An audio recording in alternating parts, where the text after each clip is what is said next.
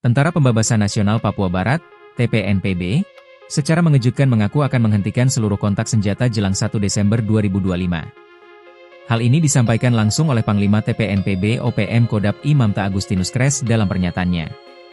Permintaan tersebut disampaikan jelang 1 Desember, tanggal yang disebut-sebut menjadi Hari Kemerdekaan Papua. Agustinus Kres menegaskan wilayah operasionalnya, Kodap Imamta yang meliputi kota Kabupaten Jayapura, Kabupaten Sarmi, Kerom, dan Mamberamo Raya, harus menjadi zona damai dan kondusif.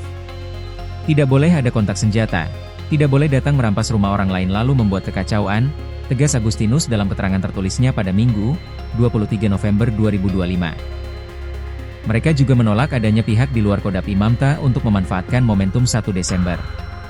Agustinus Kres secara prinsip menyatakan bahwa siapapun yang memiliki agenda politik di tanah Papua, harus meminta izin terlebih dahulu kepada tuan rumah adat.